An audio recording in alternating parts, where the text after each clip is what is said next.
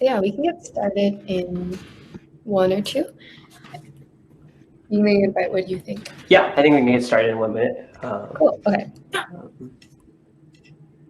Cool. Yeah, right. One of those like cool countdown clock things. That'd be sick. 10. Yeah. Do you know if you search up timer in Google, it gives you a stopwatch timer? It's pretty cool. Oh my god, that's so also cool. know the heads or tails thing built in. Oh yeah, yeah. There's a dice one as well. They can do like a 20-sided dice. It's pretty cool. What would you call that? It's not like a dodecahedron. That's like a. I don't even know where to start. Cool. Yeah. Cool.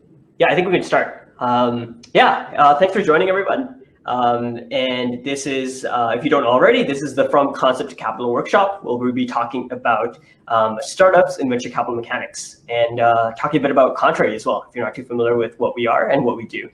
And so to start off, we wanted to introduce ourselves. So my name is Dwight. I am currently in my 3BCS term at Waterloo, and then I'll let Anson and Yingning introduce themselves.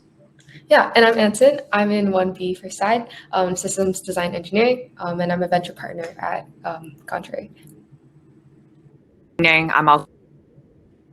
also go to Waterloo, and I'm in 4th year software engineering. Awesome. Yeah, and a bit about Contrary. We're kind of an early career venture fund, so we really love investing in people just like you, whether in high school or university, and building all sorts of cool startups. We want to find out amazing people like you that go to hackathons and do crazy things and build these awesome products, and we want to invest in you. And so we have loved chatting with a bunch of you throughout the hackathon. But yeah, let us know if you're building something cool. We'll talk a bit more about exactly what Contrary does and some of our programs like Contrary Talent further on in the presentation. So to start off, we wanted to start off with just getting a gauge of the audience. So I wanted to ask, who has a company? Who has an idea? Who's somewhere in between, right? If you're just here, if you're just curious about entrepreneurship and curious about venture capital, that's also great. We've added a few options. If you go to the polls section within Hopin, you'll see there's kind of 4 options there. We'd love for you to kind of fill out the poll and just to see what the audience is looking like today. Cool. I see that a lot of people are interested in entrepreneurship and VC, and a lot of you are also just exploring. That's awesome. And 2 of you have an idea. That's awesome. Yeah, and hopefully you guys enjoyed yesterday's opening ceremony's keynote chat. That was amazing as well. If you could, the chat between Chamath and Vinod, who are 2 amazing kind of venture capitalists as well. Although they've also done a whole bunch of other things in the past. Cool. Yeah, I think everybody's filled out the poll. But it's awesome to see that there's so much interest in VC and entrepreneurship, especially since this is kind of a field that's somewhat unknown, at least it was to me, before kind of entering this world. And it's something that's kind of very behind the scenes as opposed to the public markets. And so here I wanted to move on to kind of talking a bit about how you can build your own startup, right? And so what are the steps that go into building your own startup if you're interested in this sort of thing? And one of the first steps is to define your goals. And so what I really mean by this, it's to really define what motivates you and figure out why are you building a startup, or why do you want to build a business? And so is it to work on cool projects? You just love working on cool things? Is it to build any sort of successful business, right? You don't really care what you do, but you just want to build a successful business? Or is it somewhere in between, right? Maybe you have some other motivation for building a startup. And you really want to define this concretely, and then you're able to kind of use this in order to base all of your decisions off of it. So like, how much time are you going to devote to this startup? How are you going to make decisions around this startup? How are you going to hire? How are you going to figure out what customers you're going to target and everything else, right? So I think that this is something that's very important to understand for yourself in terms of what your goals are for your startup. And so, if any of you, many of you mentioned that you're kind of interested in entrepreneurship and VC. If you put any thought into what your goals are, feel free to shoot a message in the session chat, just kind of talking about that.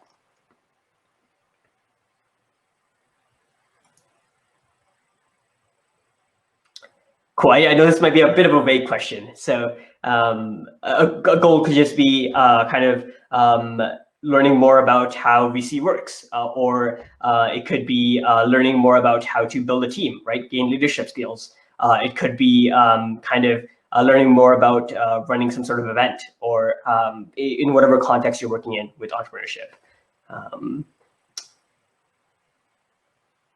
Cool. I think we'll move on for now. One of the next steps is kind of identifying your idea. And so there's kind of two main ways that you can look at this. And so the first of which is kind of looking at problems that you're currently experiencing, right? I think an interesting anecdote here is the story of Drew Houston with Dropbox. He was on a bus, I believe it was from Chicago to New York. And when he got to New York, he realized that he didn't have his USB key with him, and that it had a bunch of important files for his business meeting. And so this was just horrible, right? He had no way of accessing these important files that he needed for this business meeting. And this kind of inspired him to start Dropbox, which is this cloud-based kind of storage approach. And that's a pretty crazy story, right? Dropbox has grown into like a multi-billion-dollar business that it is today. And so I think that's one of the best ways of coming up with ideas, right? Is kind of tackling problems that you are facing yourself, because you know that this is a valid problem to tackle and it'll help people. And then the other approach you can take, which is also a great approach, is to look at an industry that you're interested in. So for example, I'm interested in bioinformatics, and go out there, interview people that are in that field, find out some problem and why current solutions suck, right? And what you can do to improve on the existing solutions. And then you can go out and try to fix it, right? And this is a great approach, especially when you might not be the direct kind of end user of this product. And an important thing to note here is that talking with users is awesome, right? User research is we're often overlooked, but it can be a very integral part of just understanding your product, rather than trying to dive straight in and build out a massive startup and try to sell right away, right? The first step is understanding what your user needs and then trying to cater to those user needs. And so our question for you here is, everybody at Hack the North, I'm sure kind of day two of hacking, hopefully you got a chance to kind of start your hack. So I wanted to know, what's your project idea? If you can shoot us a message in the session chat, and maybe kind of what inspired you to come up with this project. Ooh, we have a message from Eric. A geese watch web app in real time with drones. Wait, that sounds crazy. Drones. That's That's awesome. Have you seen there's a University of Waterloo built, I believe it was with their security cameras, like the geese watching app as well. But drones sounds so much better. That's very like Michael Reeves. I don't know if anybody here watches him, but like very much. Ariana, that sounds super cool. That seems really cool. Ooh, yeah, that's awesome. Ariana mentioned she's building they're building a app to connect homeless people with shelters that have availability. I think this is especially applicable with COVID right now. Mm-hmm. It's so much of a problem. Cool. I think there's a lot more people in the chat, so don't be shy, right? Like, we would love to hear about your hackathon idea. I'm sure all of you have great ideas out there.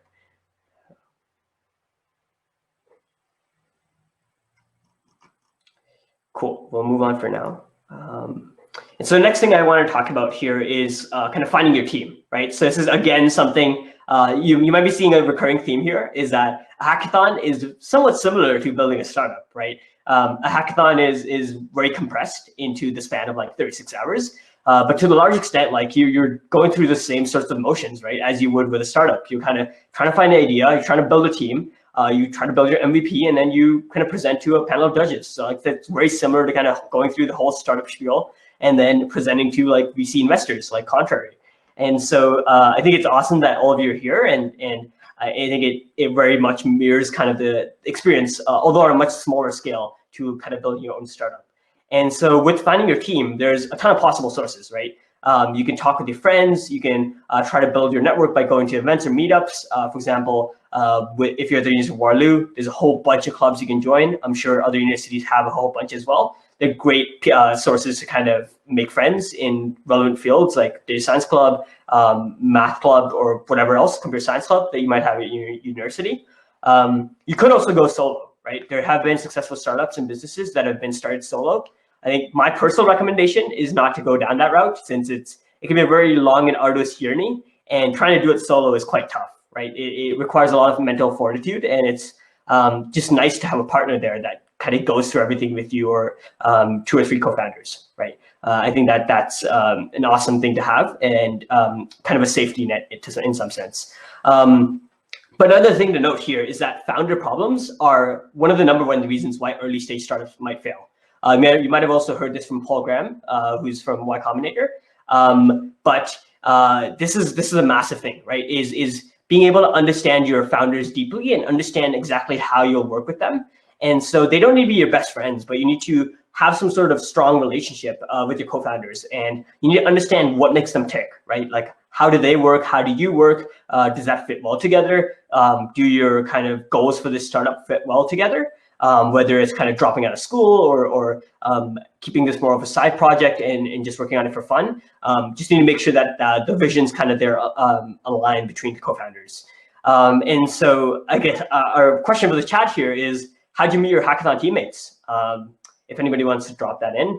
Did you kind of know them beforehand, from whether it's from high school or university? Or we also had the team formation slides. If you use those as well, I saw some really cool ones. Ooh, Discord, awesome.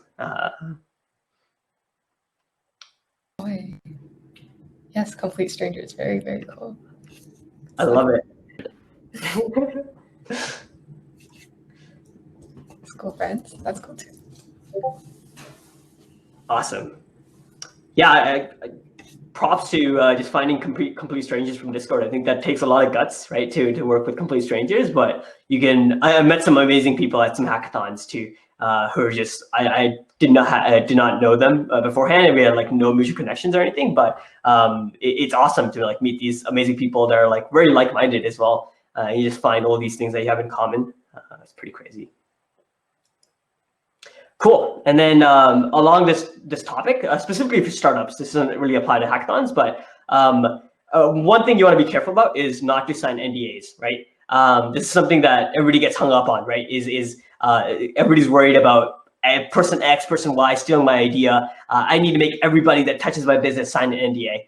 And so although NDAs and inventions assignments can be important for when you hire employees or hire kind of co-founders or and stuff, in terms of when you're finding your team right off the bat, don't go around trying to make people sign NDAs. It's just kind of an annoyance. And if you try to, like for VCs, for example, as well, you just need to be able to trust these people, right? They're not going to go out and steal your idea. The other thing to keep in mind here is that the more traction you have, the more inclined people will be to work with you. So it's really hard to go out there and just purely sell an idea, right? It's possible, but it's very difficult. And so the more traction you have, whether that's in terms of users, in terms of your MVP kind of being partially built out, that all of that will help you find your team. And so keep that in mind when you're trying to figure out at what stage you'll be trying to look for co-founders. And at the end of the day, you're a salesperson, right? This might be somewhat weird. I know many of us might be kind of tech oriented, right? And we're not really, at least I know for myself, I'm not the best salesperson. But in this scenario, it's very important to kind of sell the vision and to get people working on the vision, right? As opposed to selling some like financial aspect of the startup or anything else. I think it's really important to kind of get people behind that vision and get them kind of driven by their passion for the startup. And that's really where you'll see some of the best co-founders and employees come from. And then I just wanted to touch a bit on building out your V1. And so what do I mean here?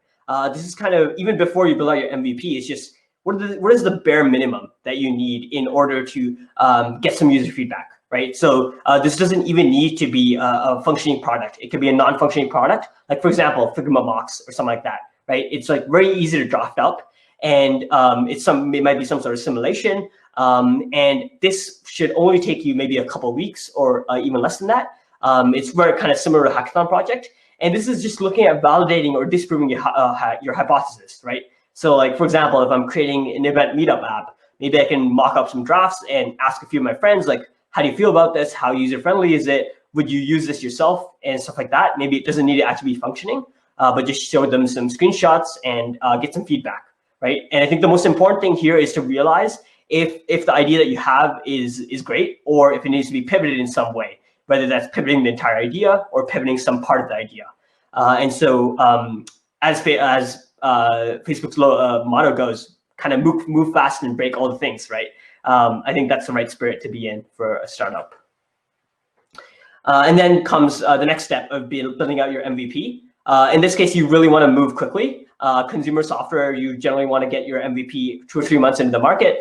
Enterprise, you have a bit more functionality, but design matters less. And in this case, you want to start building relationships, right? As I mentioned, that this user research is the most important aspect. So try to reach out and get those relationships. Being a student, everybody's willing to talk with you, right? So if you're reaching out to professors, investors, potential customers, like just the fact that you're a student in high school, university will help you out a ton, right? Because everybody wants to help out. And yeah, just take advantage of that. Reach out to various stakeholders. Don't be shameful, right?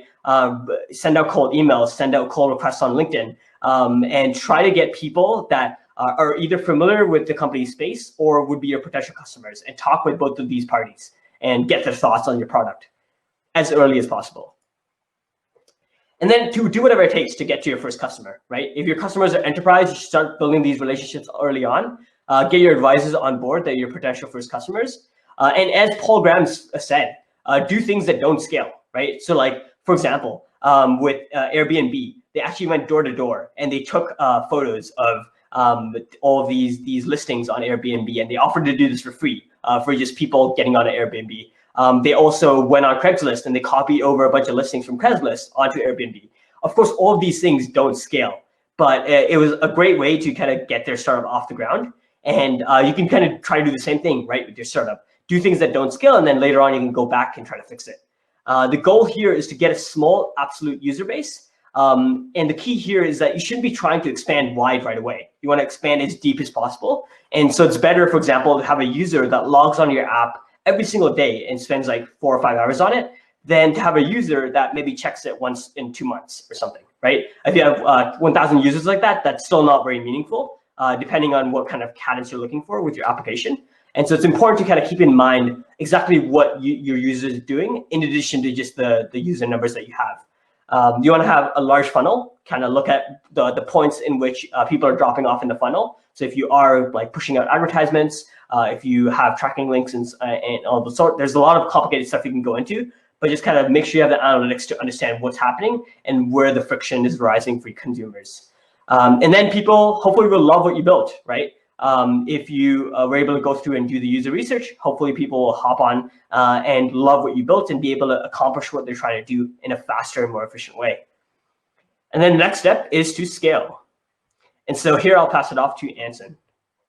Yeah, so I've already talked about Airbnb, but I want to talk about like other examples of when different companies have done things to find the elusive product market fit. It's basically like Bigfoot is like a unicorn.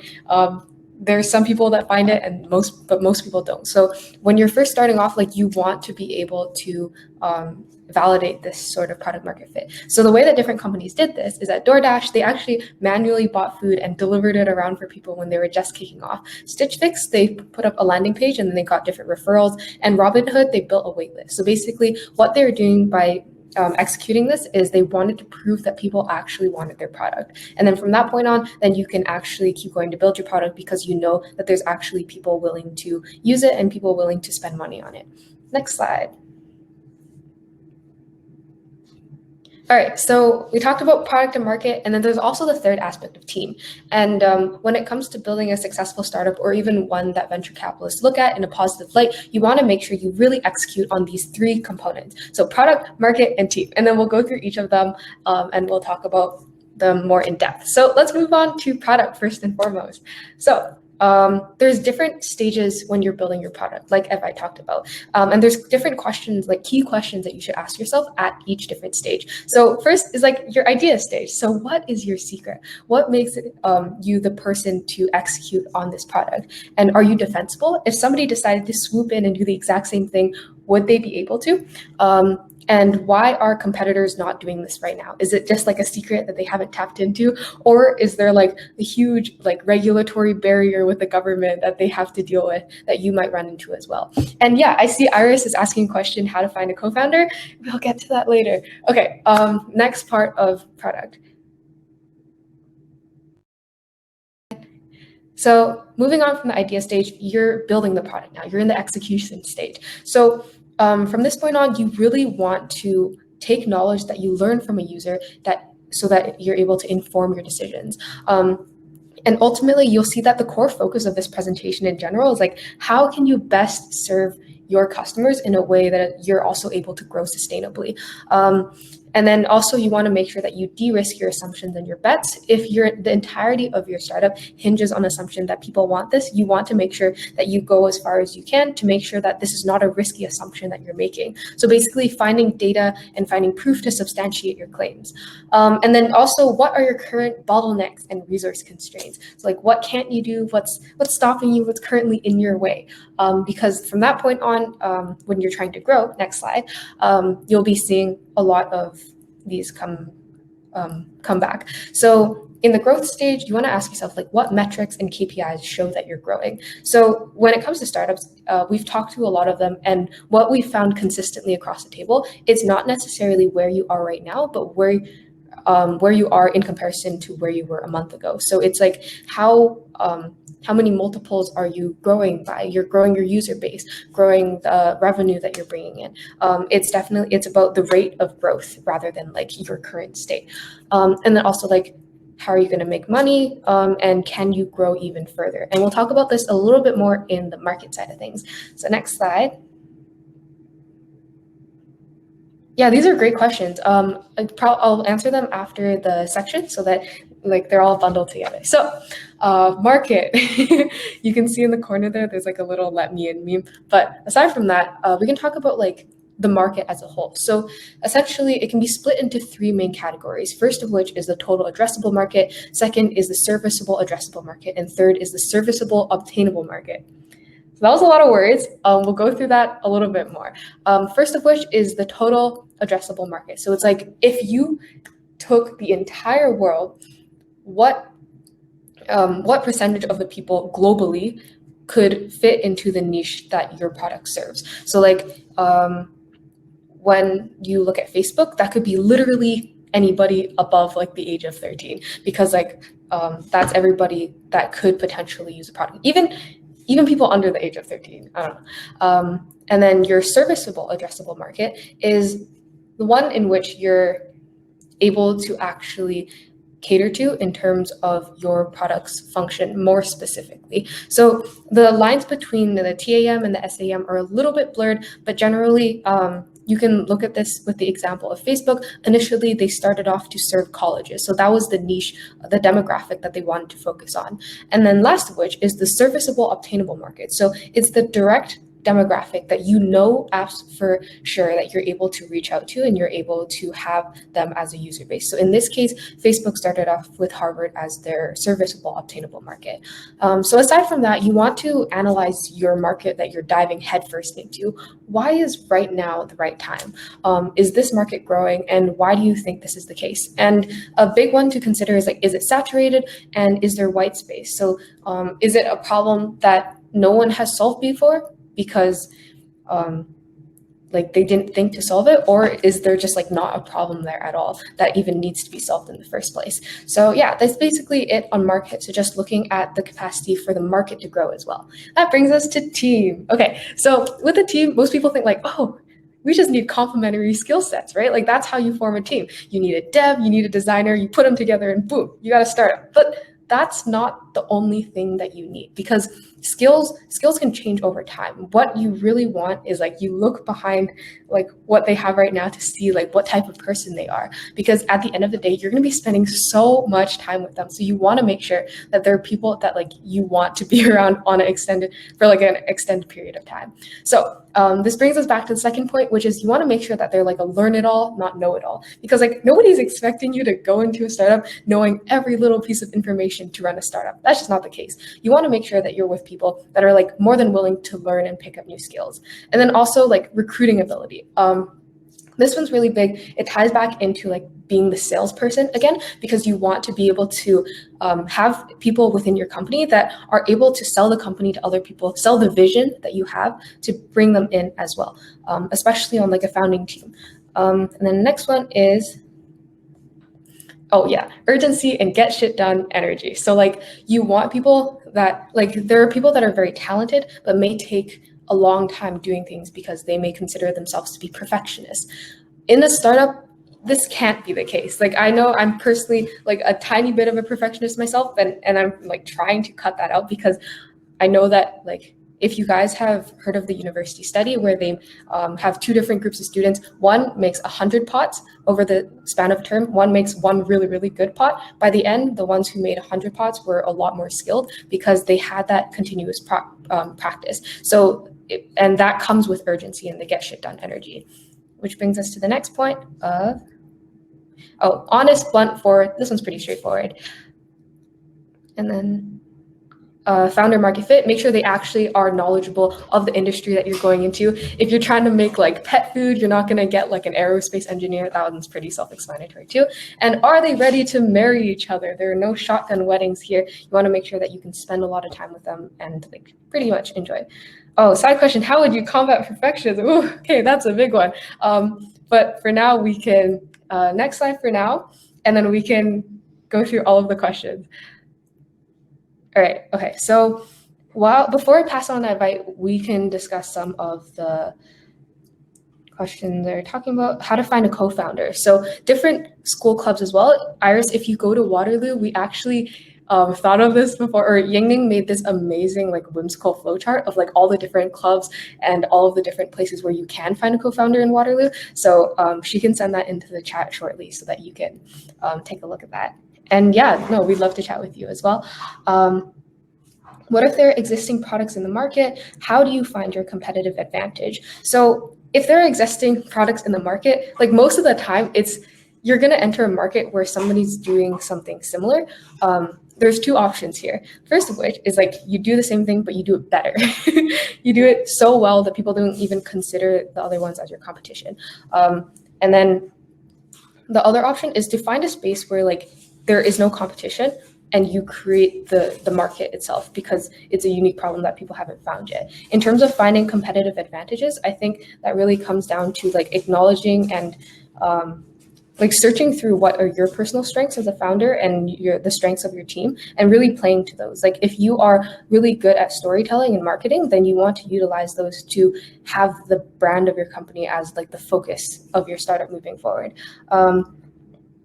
And if you're really like technically capable, then you want to make sure that like the features are at your the core of your company. So competitive advantage in like another like if you translate it and jumble it up into a different set of words, competitive advantage is just the advantages that your team has.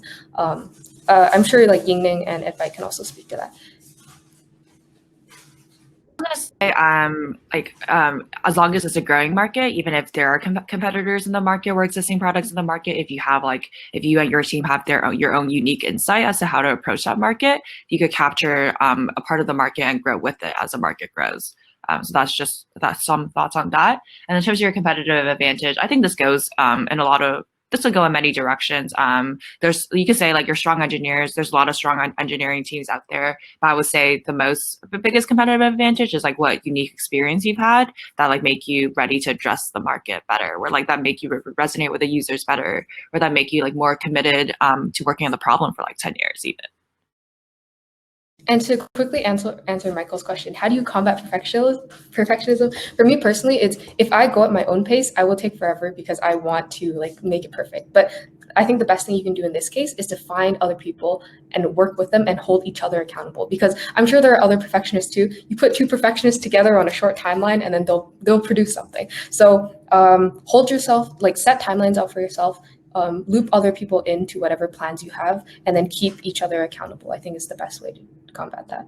Yeah, work in progress.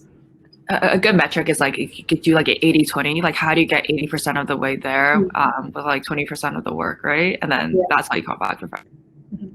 Yeah, because at the end of the day, only you know what your 100% is. Like everybody else, like if you get to your 80%, they'll be like, oh, okay, that's pretty good. And nobody's going to know your product. Nobody's going to know your art as thoroughly as you do. So you're always going to find mistakes in it. But yeah, passing it off to Edvite now. Awesome. Yeah, thanks for that, Anson. And so this kind of ties into the whole spiel around perfectionism, right?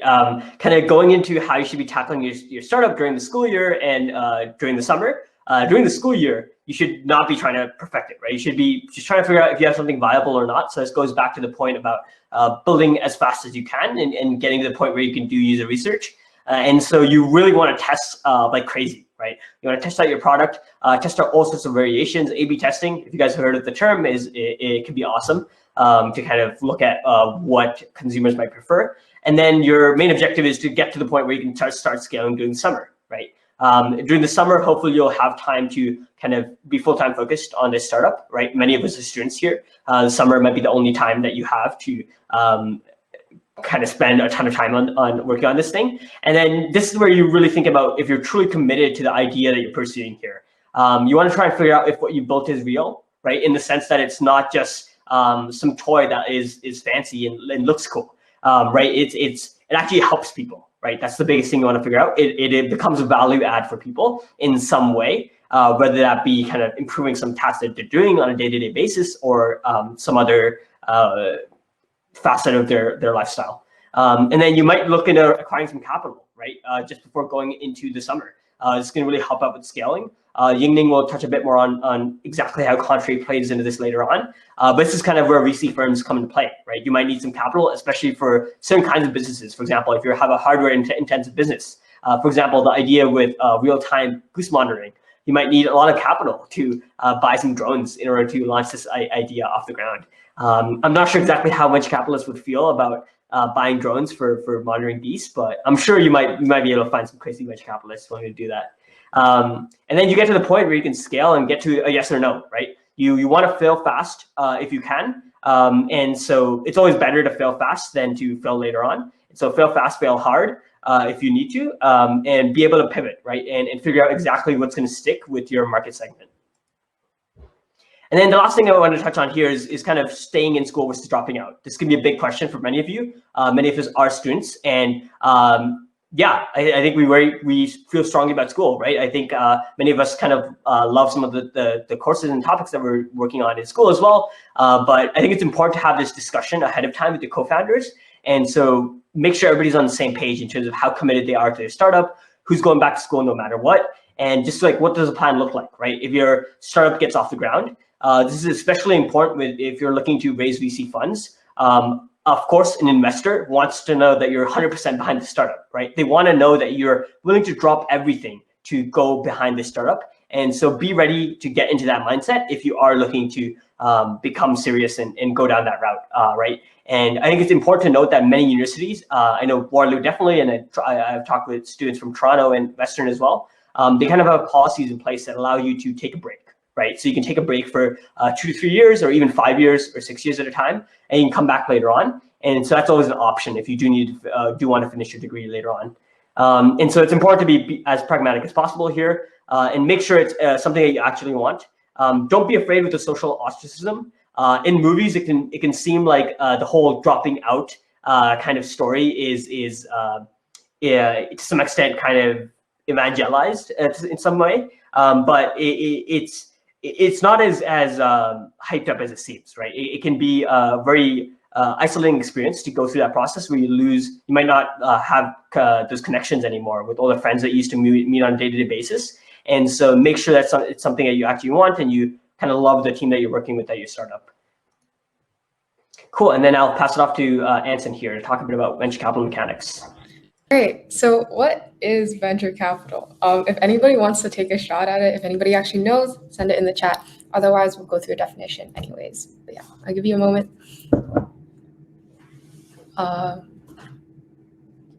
Yeah, that's a pretty good guess. Okay, next slide. So invisible confusion now, no confusion anymore. Venture capital is financing for high potential early stage startups. And that's what Contrary specializes in. So Yingning will talk about that later on, but we can talk about venture now. So there's two types of financing with venture capital. There's debt and there's equity. So debt is when it's just like taking out a regular loan, but you're also like bringing on different partners and venture capitalists that are interested in your company. So that's when you go into debt to take a loan. Equity, on the other hand, is something that you guys have maybe seen on like Shark Tank or something, where you're giving up a portion of your company for funding. So yeah. Next slide. Okay, so no cap, like where would you go to look for capital? As students, we have the unique advantage of everybody wanting to help us because I think like when older people, they see younger people working on cool things, they're like, I want to be part of it. So you'll have a lot of people that want to help you, and we'll see this in a couple different forms. First of which is like universities. You'll probably find different pitch competitions on your campus. So in Waterloo, we have Velocity, we have Concept, and those are like pitch competitions that support entrepreneurs. Then you also have like angel investors and friends and family. So like people that just want to give money just because like they have a vested interest in seeing you flourish and seeing you do well. So this may be like mentors, this may be like an uncle that you haven't talked to in a couple of years, but like wants to invest in your startup or something, or like friends that are also interested. And then you also have like super angels and syndicates. So oftentimes like these are like past founders who have like made their way in the startup world and they want to give back to like existing founders. So then they will invest in your company, but then also because of their connections, they'll bring on other investors as well. So a syndicate is when you have one VC go in and then they all go in. So it's kind of like the first domino in the domino effect. And then you also have seed funds, incubators, and accelerators. So these are for like building up startups from the ground, not just funding them. So then you have, for that, you have stuff like YCOM, which is pretty famous, and Contrade. So we kind of fall in there too. And then you have like bigger VC funds where it's like that is their bread and butter, that is what they do.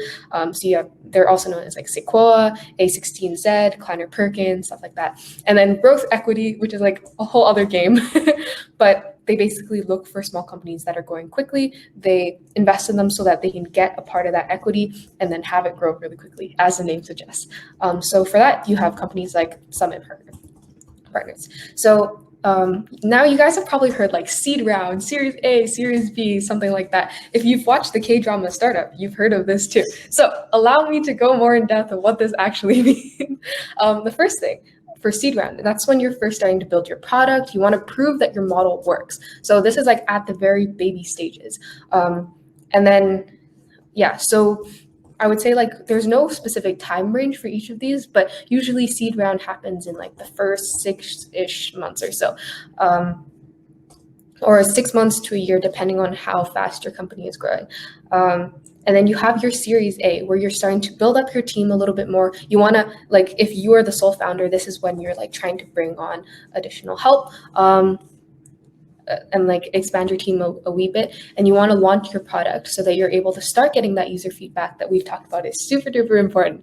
And then now you have your Series B, which is when you're like expanding your team a bit more. Maybe if you're only just like a CTO, CPO, CEO, then you want to like bring on additional help, maybe like operations manager and like different marketing associates, stuff like that. And you want to expand your product a bit more with the knowledge and with the capital that you've had from like Series A. So from C and D onwards, the lines get a little bit blurred. I think they're just helpful labels, but not like concrete rules. Series C is when you typically see companies expand nationally. Series D is international. But a lot of times companies don't even get to C or D because they have enough like revenue from their paying consumers that they don't need to have additional financing rounds. But that's totally on a company by company basis. Yeah, so let's do some quick math. I know it's a weekend, nobody wants to do math, but we're gonna do math. So just a quick guess, what percentage rate of return do you think would be classified as good for a VC investment? And just for a bit of context, the average rate of return on S&P 500, I believe, is percent analyzed. And so just keep that in mind when you're putting out your guesses. So Michael says 20. Okay. 35. Yep, 35.50 from Amardi. Okay, any other guesses? Cool. 70? Okay, aiming a little high. I see you. Alrighty, so Advite, if you would do the honors of flipping to the next slide. So it's actually a 300% and higher rate of return. So allow me to explain a bit more because this number may seem a little bit high right now. So it's because most startups fail. And when VCs invest their money in a company, they need the companies that they invest in to hit home runs. So this means like 300% and more. So like what is going in the head of a VC when they're investing. It's like, will this like 3 times my fund after dilution? Or maybe they'll get like follow-on funding, which means like additional funding in the next series from like a bigger firm. So in this case, they used the example of Sequoia. I can never pronounce Sequoia. Okay, whatever. I'm so sorry for butchering the name. But yeah, the majority of investment returns are from 20% of their investments. So yeah, next slide. So that basically wraps up the introduction to venture capital section. I know that was like a lot at once, but also like not quite enough. And that's like the perils of an introductory workshop. If you do have any more questions, we'd be happy to answer them. We'd also be just happy to talk about it. But for now, I will pass it off to Yingning to deliver her part of just introducing Contrary. Yeah. So you guys heard a bit about like how to start a company, what exactly is VC, and then you're probably wondering like, who are we? Like, why are we giving this presentation? Like, why is this useful to you? So while Contrary is a venture firm that's geared towards kind of early career people, so students like yourself at university, I guess grad school, maybe even high school. And what we do is we kind of just find super strong like early career like engineers, designers, product people, and like invest in companies that they start or join and connect them with other people that are like-minded and help them along with their career. We're also backed by a pretty strong network within the Bay Area as well as across kind of the US and Canada, backed by some top firms. And there's also like ops people. So yes, business and other people as well.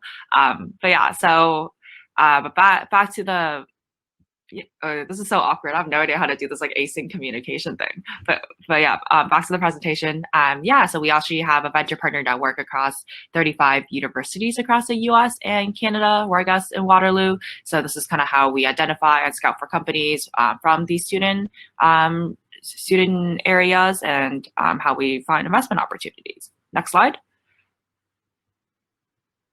So the team kind of helps out these like early career people who are ambitious in these 3 core ways. We help them with their career by providing kind of like a talent community and helping them accelerate their goals. So we provide like one-on-one mentorship. We help connect them to people relevant within our network. Secondly, we provide them with capital. So this goes back to the funding piece. If you have an idea or if you are working on something already, feel free to reach out. We provide funding up to $500K for cool companies. And then the lastly is the community. I think the community comes in a variety of different ways. So there's like the founder community of all the founders within our fund. There's also like a venture partner community, which is like Adwai, Anson, and I, and all the other people that kind of do this like scouting thing for Contrary, as well as just like the talent community as a whole. Like if you, I think this will be more relevant as we go to the next slide. So next slide. So Contrary also runs this thing called the talent community. So what we do is we have all of these like super talented people, right? But not all of them are going to be starting companies right now. So we realize that there's huge potential for them to be joining early stage companies, or huge potential just to be helping them along in their career. So this is kind of our like career arm of Contrary. And then next slide. And what we essentially do is, next slide. What we essentially do is kind of just build out this community of people. I feel like community is like the word of 2020 and I guess 2021, where we bring them together. We have like reoccurring events. We have interesting discussions. We have access. We have interesting like workshops and talks from relevant people, like cool CEOs and stuff around. And yeah, that's just like a community of people that just like all can find other people to work on projects with and find other people to discuss similar things with. Our retreats, so our retreats were held, I guess there was like regional retreats depending on where you were in the US, but the main one was in San Francisco. Last year, there wasn't a retreat because of the pandemic. I don't really know what's going to happen until like post-pandemic, I guess. Next slide. Cool. Yeah, I can take the slide. This is just kind of a summary of kind of our advice in this presentation. I know we delivered a lot of information and it might be a lot to digest. But it really boils down to kind of the fact that there's a lot of revisions history, right, and a lot of false hype in startups. So it's important to kind of sift through this overload of information and realize what's important and what's not. And so be careful when you're looking through that, whether you're trying to join a startup or if you're trying to make your own. Another great point is to kind of find a mentor, right, who will plug you into their network and show you how things actually work. And so it's not just taking it from us, who maybe you're just students that are at Waterloo. We don't really know exactly what we're saying. But a great way to do this is through venture capital firms, right? Funds such as Contrary or funds such as Sequoia and everybody else.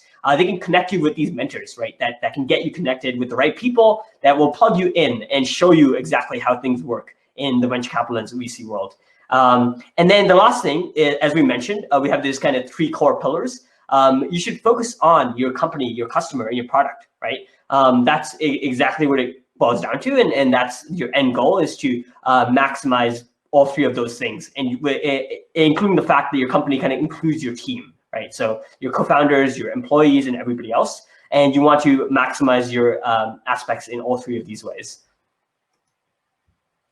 And then to end off, we wanted to let you know, if you're building something cool, please don't hesitate to reach out. We have our Waterloo email listed here. But as I mentioned, we do have a venture partner network of 35 universities across North America. And so we would love to hear if you're building something cool. We've also dropped a Google form in the chat. And so please fill that in if you want to stay connected with us and sign up for a mailing list. And then I noticed there was a few questions in the chat. We can try taking them now. Cool. We had a question from Ariana. At what stage in a startup do you see people? If somebody has an idea but no product yet, would you advise them with that, or do you prefer to see a working demo of the idea? I think my answer here would be talk to us as soon as possible, right? We want to get you on our radar, and so as soon as you start thinking of something cool or building something cool, talk to us. Even if we're not ready to invest, we'll chat with you, and we'll put you on our internal tracker, right? And then we'll check in with you kind of periodically and see just how you're progressing and whether it's got to a point where we can invest. But Contrary on a whole does invest pretty early on. We are kind of a pre-seed and seed stage fund. And so we invest up to 500K in founders that we believe in. If anybody wants to add on a question. Yeah, that's Oh yeah, go. Oh no, go ahead. I'm good. Oh, okay. Yeah, I feel like depending on the product and the industry that you're addressing, like there's different stages for different types of projects. So just be mindful of that as well. So like for like more hardware intensive things, like no, we're not gonna want to see like, I don't know, like the actual hardware thing built, right? So. Cool. And then we had another question from the chat. What are some of the ways we can build VC type experiences while still in undergrad? Any tips on projects or type of extracurriculars that will help us gain these type of skills? If Anson or Yingning wants to take this question. Yeah, I noticed that most of the people in Contrary, like basically in the Slack channel, everybody did introductions. When everybody was doing their introduction, they all had like a specific area of interest in addition to their VC interest. So like, I think what would be like a good way to get experience is like to find your niche almost. Like for some people it's like fintech, for some people it's like agricultural tech. Like find what you're interested in and then see how you can leverage those skill sets and that specific knowledge to enter into VC rather than just trying to like dive into VC itself. I'm sure that if I and Yingning also have stuff. I feel like building of experiences is also gaining understanding of like how the industry that you're interested in works, like so whether it's like tech as a whole, whether specific areas of tech. So I will honestly say like coming back, having some experience in like the operation side of things. By the operation side of things, I mean, you could be like an engineer, a product person, business person, designer, whatever. I like even like startups or like companies helps you understand a lot of that. So I think that's also a good way to understand like what will work and what will not is having done it yourself.